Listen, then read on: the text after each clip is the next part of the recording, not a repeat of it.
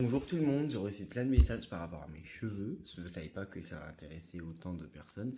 Donc en fait, j'ai réussi à avoir le médicament que je voulais, un des médicaments les plus puissants dans la lutte de cheveux, puisque ça en fait ça bloque la testostérone chez l'homme et ça la transforme en DHT. Et donc indirectement, c'est censé lutter contre la chute de cheveux. Bon, vous voyez bien là, ça commence. Mais je vois bien que ça ne s'est pas propagé un peu plus, je pensais, mais non. Donc après c'est un médicament qui m'a été prescrit par un médecin généraliste que j'ai pas vu mais une consultation à distance voilà sur le site charles.co je crois et c'est complètement autorisé par la loi et complètement encadré et tout et je suis vraiment content parce que je pouvais pas faire mieux vraiment c'est le traitement le plus puissant en France par rapport aux cheveux. Voilà, donc bien sûr, ça. Ah, putain, il a plu, c'est vrai. Ça n'agira pas maintenant, mais. Je vous demande un instant. Ça n'agira pas maintenant, mais. Bon, on verra les résultats dans quelques mois. Et si ça ne fait rien, bah. Ça a quand même joué sur la testostérone, quand même, hein, pour limiter tout ça. Si ça ne fait rien, bah en fait, j'aurais perdu 100 euros, tout simplement, parce que c'est 100 euros de la cure de 6 mois. Mais c'est quelque chose de chi. Ah, j'aime pas avoir des poils de chat sur moi, là, déjà j'en ai trop. Bon, au moins j'aurais essayé. Et tout ce qui est les trucs là, vous savez, vous voyez, c'est encore hyper épais là, ici, hein. Voilà. Tout ce qui est vitamine, je sais plus, le zinc, tout, vitamine D, biotine, je sais pas quoi, la biotine, je crois que c'est la B6 ou la B8, peu importe, tout ça, ou la B3 peut-être. Tout ça, j'ai l'impression que ça fait pousser des cheveux plus longs et plus vite, mais ça ne les fait pas repousser là où il n'y en a plus. Donc je pense que je vais prendre la levure de bière aussi. Il y a quand même j'ai l'impression que YouTube a changé partiellement d'avis me concernant. J'ai de plus en plus de soutien, des médiums qui se rangent de mon côté sans vouloir que je les cite, des gens qui viennent me dire dans les lives pardon, qu'ils ont complètement changé d'avis. Je vois que c'est aussi depuis que j'ai réaffiné et repositionné mon discours de manière plus douce aussi. Euh, des médiums qui veulent m'offrir des pendules et autres, et ça c'est hyper sympa.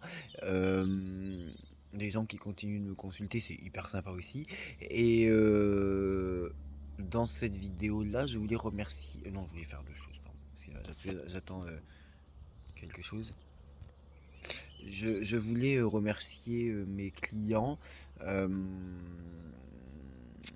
Qu'est-ce que je veux vous dire? Je voulais remercier mes clients. Parce que j'ai quelqu'un qui me parle en même temps, du coup je pense à un autre sujet, mais ça n'a rien à voir. C'est une nouvelle cliente, tout simplement, voilà. Qui m'envoie un virement PayPal, tout simplement, voilà. Donc comme ça, je vous cache rien.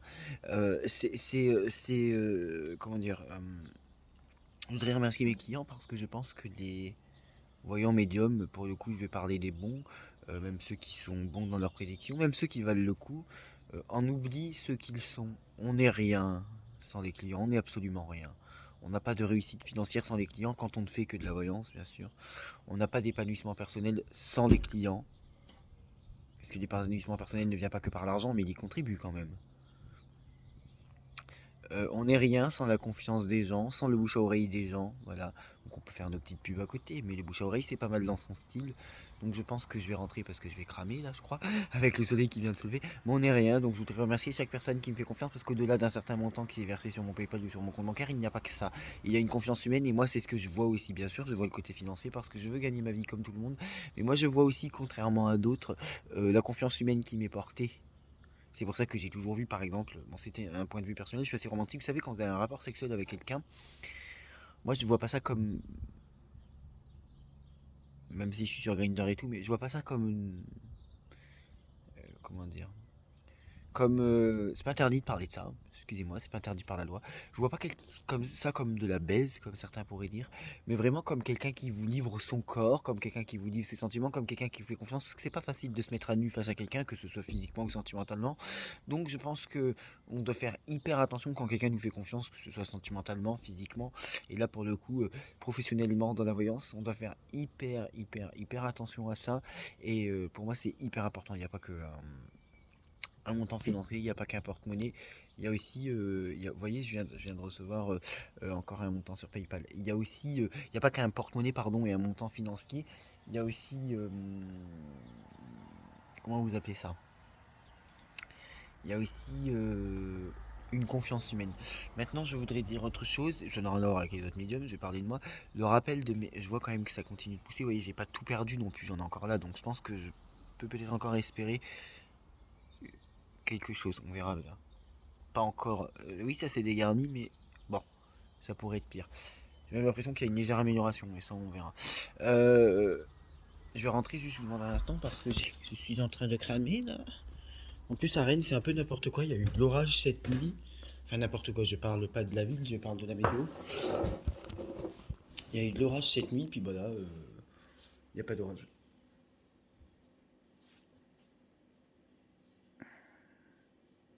Oui, c'est bien dégarni ici, mais le truc, c'est que j'ai l'impression que ça s'est arrêté quand même un peu. De toute façon, je verrai le traitement dans 6 mois. Ce qui est sûr, c'est que je le prendrai tous les jours pendant 6 mois. Je vais pas payer 100 euros, enfin 50 balles la boîte des 84. Oui, parce qu'il y a beaucoup de gens qui m'ont demandé aussi ce que c'est. Non, il y a des gens qui m'ont demandé. Moi, je prends ça, vous voyez, Finastéride. C'est un médicament chimique qui ne lutte pas que contre la calvitie, mais ça y lutte aussi en modifiant la testostérone. Je suis pas convaincu que ça soit prescrit pour les femmes, par contre. Si ça modifie la testostérone, je suis pas sûr. Je pense que pour les femmes, c'est autre chose. Je suis pas médecin, hein, c'est ce que je pense en tant qu'être humain. J'ai pris Luxéol, donc le Luxéol perte de cheveux. Là, c'est le cystine B6, c'est le cystine B6, c'est tout. Et le Forcapil, j'ai pris celui-là, je sais pas, j'ai pris celui-là parce que je trouvais qu'il était hyper complet. Vitamine B5, B6, alors c'est une grosse boîte comme ça. Alors, il y en a de moins en moins dedans, là. Bah oui, forcément, à force d'en prendre 2 par jour, comme ils le disent. Mais c'est. Pour le prix, j'en avais 3 mois et un mois offert, j'ai payé 20 balles ou 30 balles pour 4 mois de cure. Et, j'essaye, je fais le maximum. Je vais prendre la levure de bière aussi, parce que tout le monde en a parlé. Ça va pas être en surdosage avec ça, parce que j'ai pas de levure de bière dans tout ça, donc je vais en prendre aussi. Et il faut que je me rachète un huile de ricin, comme Samia m'avait conseillé, parce que je l'ai complètement paumé, mon huile de ricin. Qu'est-ce que je voulais vous dire? Je l'ai à Cherbourg, je crois. Donc il va falloir que j'achète la levure de bière et huile de ricin. Donc je voulais vous dire autre chose, donc concernant mes prédictions, parce que j'en ai fait hier soir dans un live. Je ne crois toujours, donc là c'est le rappel de mes prédictions, je ne crois comme il y a un mois ou 2 semaines ou 3 semaines, toujours pas à l'obligation vaccinale en France. Le Tarot de Marseille a clairement dit non hier soir. Je parle pas du pass sanitaire, je parle de l'obligation vaccinale claire et nette. Je n'y crois pas. Pour quelle raison? Non, pardon, sur combien de temps? C'est ça le problème. Voilà, c'est là où j'ai un souci, je vous l'avoue.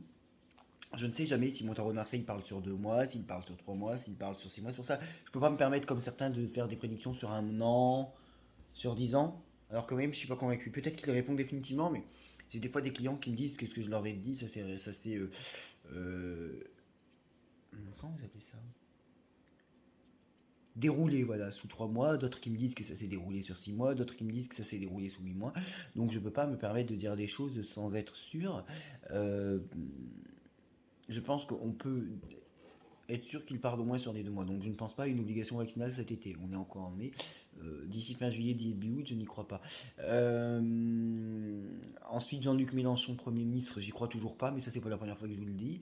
Le vainqueur des législatives, au vu de ce qui est sorti hier soir, je ne comprends pas en quoi Macron pourrait faire un mauvais score aux législatives quand il a une opposition étoile monde, étoile en haut et monde en bas. Voilà. Bon, c'est tout. Voilà. C'est tout. Je ne comprends pas. Je ne comprends pas. Je pense qu'il peut faire un bon score aux législatives. Il avait quand même des bonnes cartes, mais de toute façon, le live est là depuis hier. Et concernant Elisabeth Borne, alors j'ai dit certaines choses, donc non. N'allez pas comme quelqu'un l'a fait. Je n'ai pas dit qu'elle allait rester ou partir. J'ai absolument rien dit. J'ai dit que cette histoire va mal finir, mais je ne sais pas comment elle va mal finir. Quand je ne sais pas, je le dis. Voilà. Je ne sais pas comment ça va mal finir. En fait, on voyait un très bon début. Vous allez me dire, ah bon? Oui, chariot, force, et je sais plus quoi, et empereur sûrement.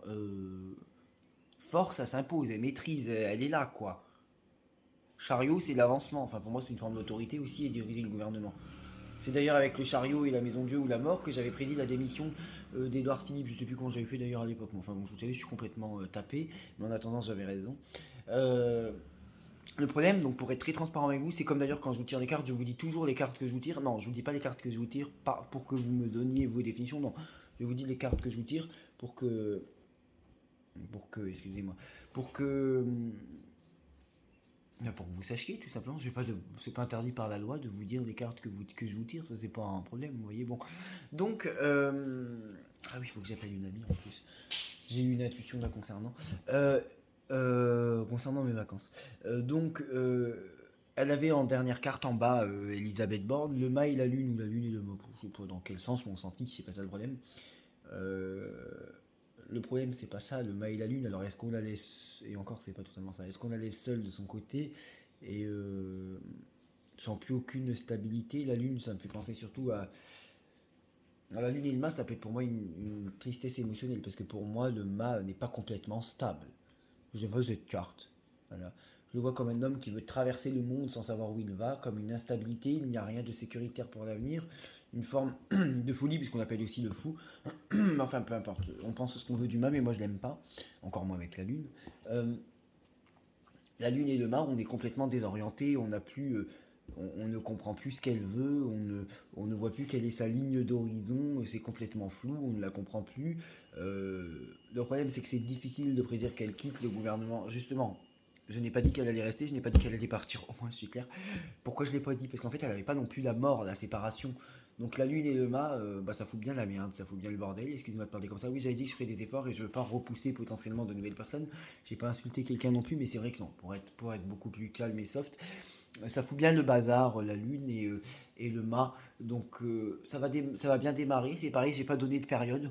Je sais pas si ça va être beau pendant un mois et se casser la tête au bout d'un mois. Je sais pas si ça va se casser la tête au bout de 2 mois. Je sais pas si ça va se casser la tête au bout de 6 mois. Mais je pense que cette histoire va mal finir et c'est tout. Voilà. Donc pour les législatives, je pense pour le moment à une victoire d'Emmanuel Macron.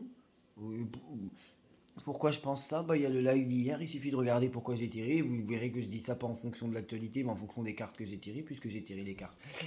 Et Mélenchon Premier ministre, pour le moment, je n'y crois pas. Par contre, sacrément réussir quelque chose et être puissant temporairement, oui. Mais quoi, je ne sais pas. Voilà.